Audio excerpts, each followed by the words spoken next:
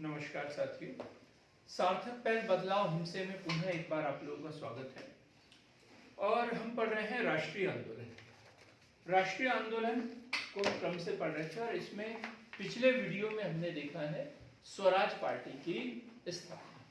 हमने देखा कि जो असहयोग आंदोलन है वो चौरा चौरी की घटना के कारण अचानक 12 फरवरी को गांधी जी द्वारा इसे स्थगित कर दिया गया था।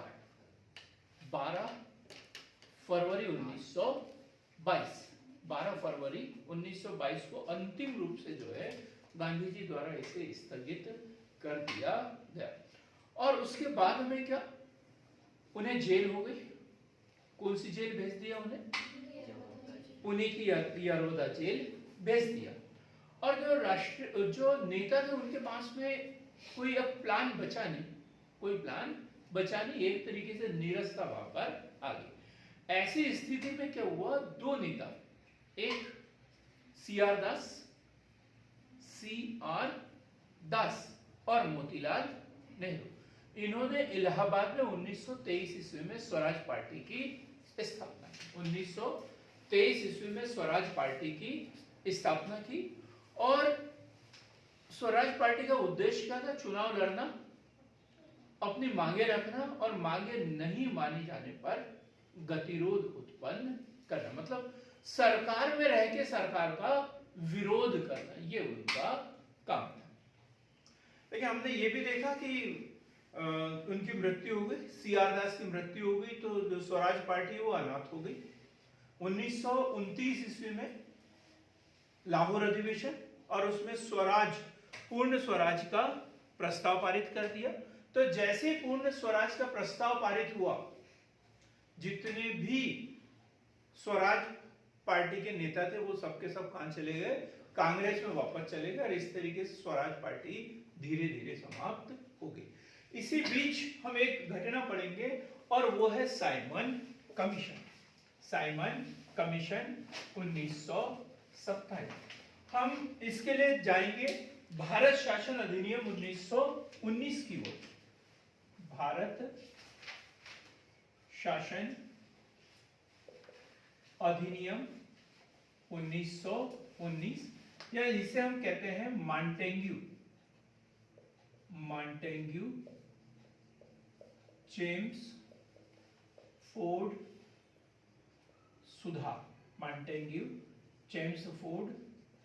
सुधार। और इसमें स्पष्ट प्रावधान था कि हर 10 वर्ष के बाद में इस अधिनियम की समीक्षा होना था। हर 10 वर्ष के बाद में इसकी समीक्षा होना था कि इसके अनुसार भारत में काम हो रहे हैं या नहीं। तो नियम से कब समीक्षा होना था?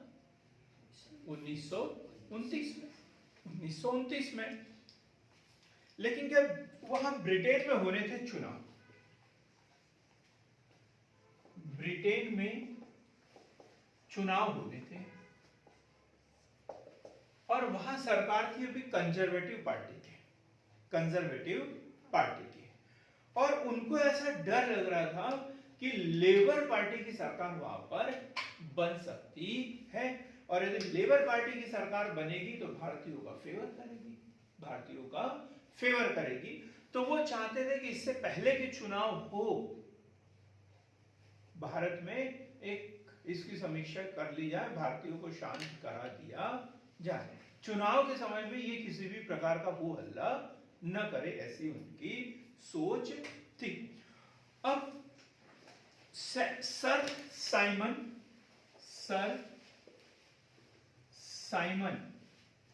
की अध्यक्षता में 7 सदस्यीय आयोग। इसके अध्यक्ष कौन थे? Sir John Simon. अब इसके सदस्यों में कंजर्वेटिव पार्टी, लिबरल पार्टी, सभी के सदस्य। ये जो साइमन थे वो लिबरल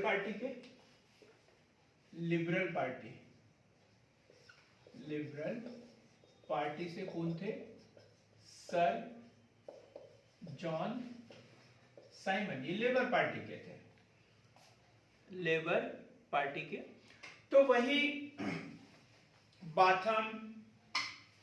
बाथम आदि जो है वो बाथम, सेन आदि 4 सदस्य जो थे वो कंजर्वेटिव पार्टी के थे। नाम लिखना है अपने को, बाथम, सोन, ये कंजर्वेटिव पार्टी के सदस्य थे।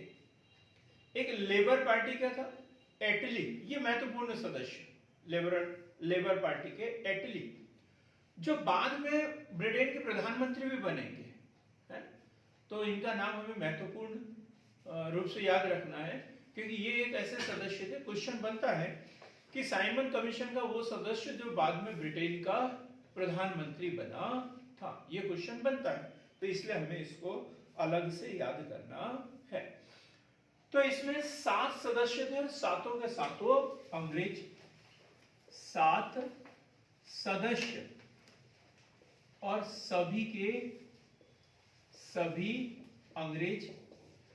ऐसा नहीं कि उस समय जो ब्रिटिश पार्लियामेंट थी वहां पे भारतीय सदस्य नहीं थे, जैसे अभी भारतीय जो है वहां के पीएम बने हैं, प्रधानमंत्री बने हैं, ब्रिटेन के बने हैं ना, आप लोगों को पता है।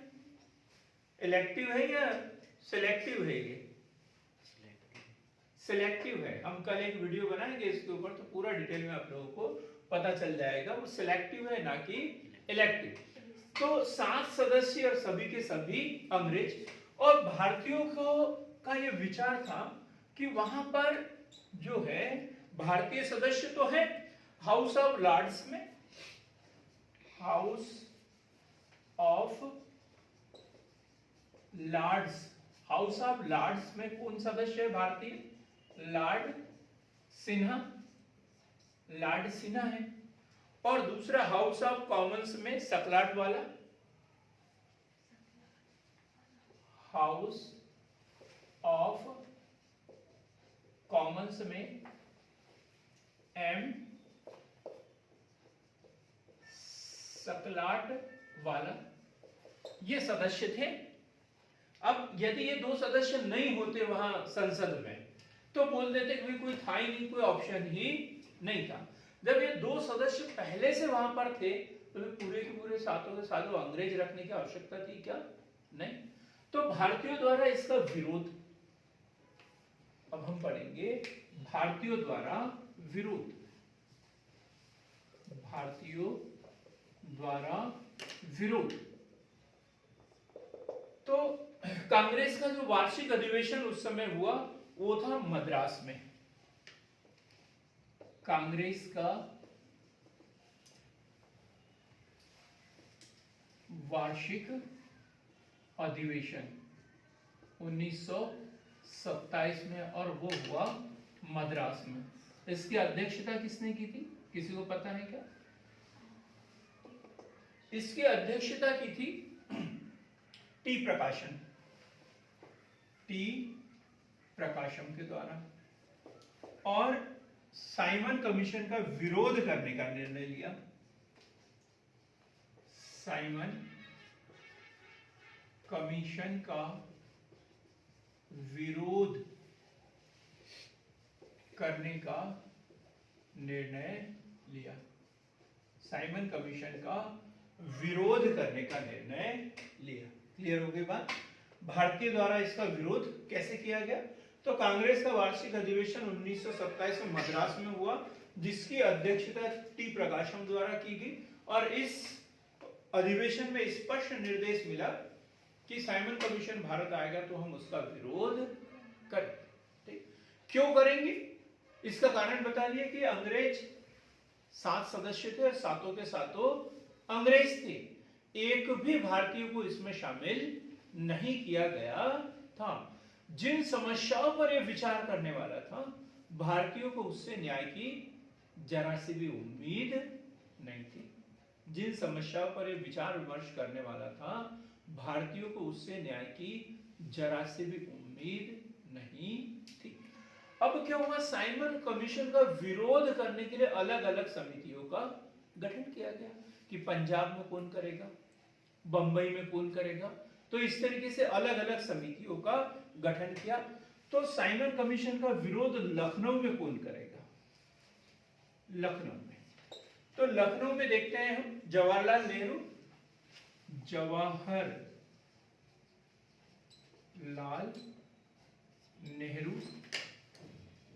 व गोविंद वल्लभ पंत। जवाहरलाल नेहरू और गोविंद वल्लभ पंत। कलकत्ता से कौन करेगा? सुभाष चंद्र बोस। कलकत्ता से कौन करेंगे? सुभाष चंद्र बोस। कलकत्ता से सुभाष चंद्र बोस। और लाहौर में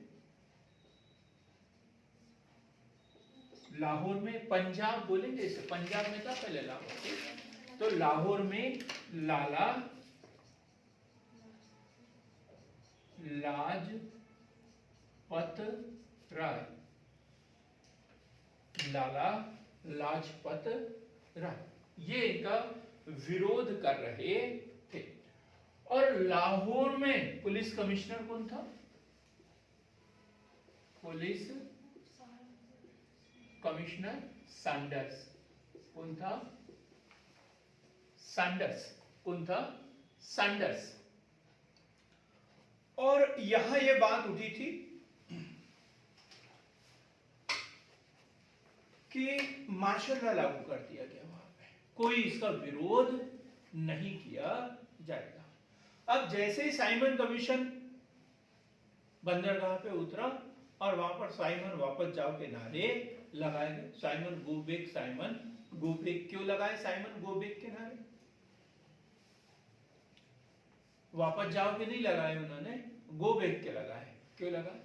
पूरे के पूरे अंग्रेज थे, उनको हिंदी तो समझ में नहीं आ रही थी। यदि ये बोलते कि साइमन वापस जाओ, साइमन वापस जाओ, तो ऐसा लगता है कि चाय पानी के लिए बुला रहे हैं हमको, तो वो खुश हो जाते। इसलिए Simon go back, Simon go back के नारे लगाए गए, उन्हें काले झंडे दिखाए गए। हड़तालों ने उनका स्वागत किया। और पंजाब में जो है वो विरोध कर रहे थे लाला लाजपत राय। यहाँ पे मार्शल लॉ लागू था और सैंडर्स ने स्पष्ट आदेश दिया था कि कोई भी विरोध नहीं करेगा, और विरोध करेगा तो उनको सजा भुगतने के लिए तैयार रहे। और उन्होंने, और जब ये नारे लगा रहे थे तब लाठीचार्ज करने का आदेश दे दिया। तो 3-4 पुलिस वाले आए और उन्होंने जो है इनके ऊपर लाठियां बरसा दी, लाला लाजपत राय के ऊपर। बहुत ज्यादा मतलब इनको लाठियां मारी थी उस समय। और ये तुरंत हॉस्पिटल में भर्ती हुए और 30 अक्टूबर को ये हॉस्पिटल में भर्ती हुए। लाला लाजपत राय घायल होकर 30 अक्टूबर को भर्ती हुए और 17 नवंबर को इनकी डेथ हो गई। 17 नवंबर को इनकी डेथ हो गई। डेथ हो गई। क्या कहा लाला लाजपत राय ने? कि मेरे शरीर पर पड़ी, लाला लाजपत राय का कथन हम लिखेंगे, लाला जी का कथन, मेरे शरीर पर पड़ी एक एक लाठी अंग्रेजों के ताबूत में कील का काम करेगी। ये इनके द्वारा बोला गया था, लाला लाजपत राय के द्वारा। 1930 ईस्वी में कमीशन ने अपनी रिपोर्ट ब्रिटिश संसद को सौंपी। 1930 में साइमन कमीशन ने अपनी रिपोर्ट 1930 में साइमन कमीशन ने अपनी रिपोर्ट ब्रिटिश संसद को सौंपी। और क्या अनुशंसा थी इसमें? क्या निष्कर्ष था? निष्कर्ष था उसका उत्तरदायी शासन। क्या था? उत्तरदायी शासन। उसमें स्पष्ट लिखा हुआ था कि प्रांतों में उत्तरदायी सरकार के गठन की सिफारिश की गई थी। प्रांतों में उत्तरदायी सरकार की गठन की सिफारिश की गई थी।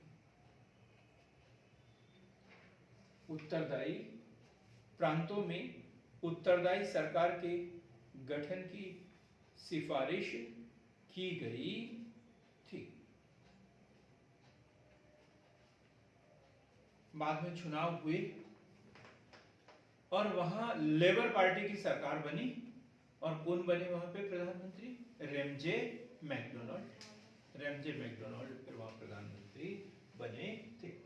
तो आज हमने देखा यहाँ पर क्या साइमन कमीशन भारत में कब आया, क्यों आया और भारतीयों के द्वारा इनका विरोध क्यों किया गया था, और अंतिम क्वेश्चन के रूप में हमने देखा कि उसने अपनी रिपोर्ट कब सौंपी और उस रिपोर्ट में क्या था। तो रिपोर्ट कब सौंपी? 1930 में।